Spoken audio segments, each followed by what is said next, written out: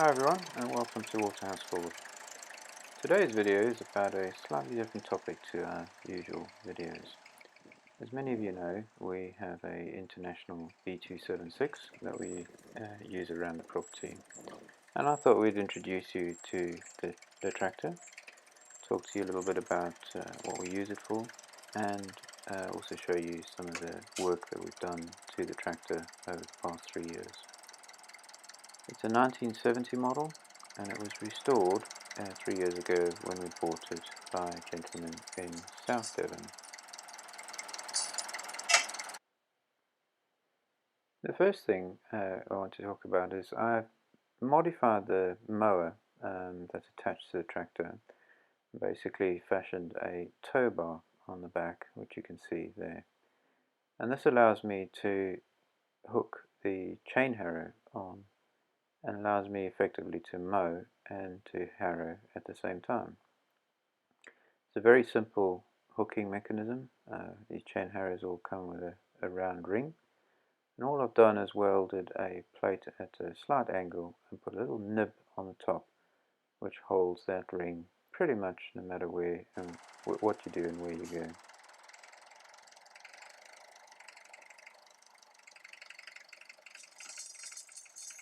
And as you can see, the chain harrow happily runs behind the mower and helps to spread the cuttings, but also obviously to aerate the grass a little bit. I tend to harrow normally sort of 1 in every 3 cuts, generally not every time, also depends on the conditions. This is our paddock, which we like to keep mowed. So as I said, the tractor is a 1970 model. It has a 2.4, I think it is, a litre engine, a four-cylinder diesel engine. It's the 276 is closely related to the 275. Don't hold me to this, but my understanding is that the main differences are it has a slightly higher horsepower than the 275. Obviously it has the different bonnet, different grille to the 275. I believe it's very similar to the 414, and it has a few other minor modifications or improvements over the 275. It still has the dreaded in-line or in-series glow plugs, but to be fair, on this tractor they've not caused me any problems whatsoever. It has 4 forward gears in high range, and obviously 4 in low as well, and then obviously reverse, high and low. It has a dual stage clutch, which effectively allows you to run the PTO independent of the forward motion of the tractor, which is very handy. And it has draft control which clearly I don't need, certainly not for mowing, but it does have the draft control. It's been a very reliable tractor. It's done everything that we've, pretty much everything that we've asked it to do. But there has been the need to effect some repairs to it, which we'll talk about in a few minutes.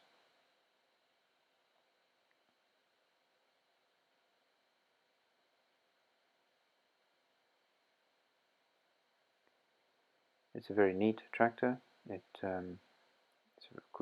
quite compact, but obviously a little bit bigger than your average Ferguson of a similar era. We use it for mowing, as I said. We obviously mowing and harrowing. We have used it for dragging logs out of the woodlands. You can see behind you there. We also tow. We have a trailer which we cart around the property from time to time, moving firewood and water and all kinds of different jobs that need doing. Oh, and we also have a modified Timberwolf wood chipper, which runs, connects to the 3-point hitch and runs off of the PTO. We use that, of course, to clear up after wood cutting. I don't know too much about the history of the tractor. As I understand it, the gentleman that I purchased it from, he purchased it just to restore it, so he hadn't owned it very long. I believe it's a Devon tractor. I believe that it has spent most of its life in Devon. I don't know that for certain.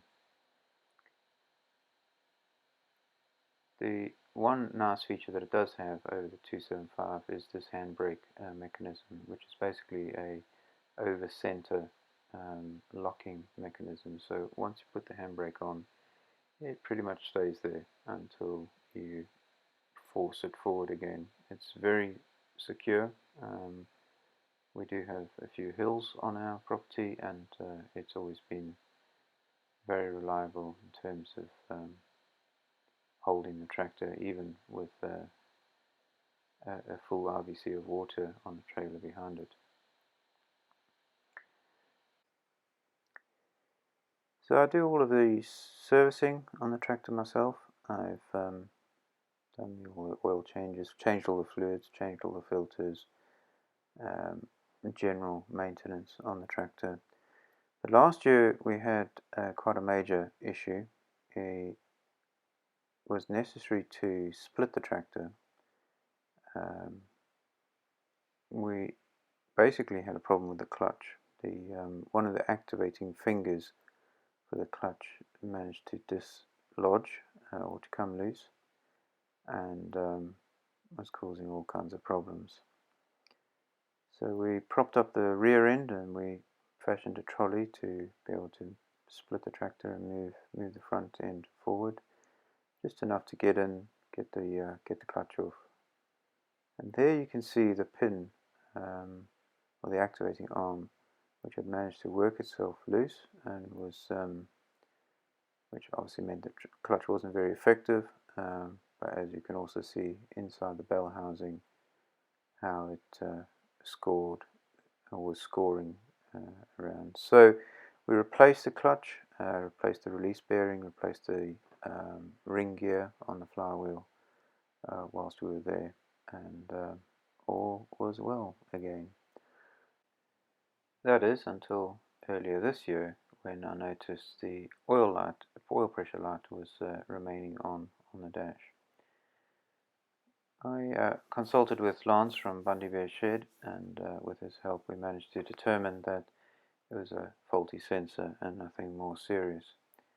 I've now permanently attached a oil pressure gauge, which allows me to monitor the oil pressure at any time, and I think is far more reliable than just an oil light.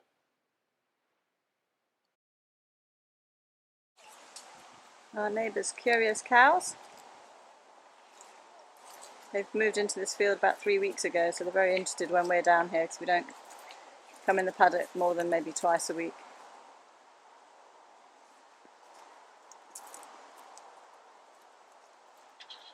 So a few more pictures of the tractor working.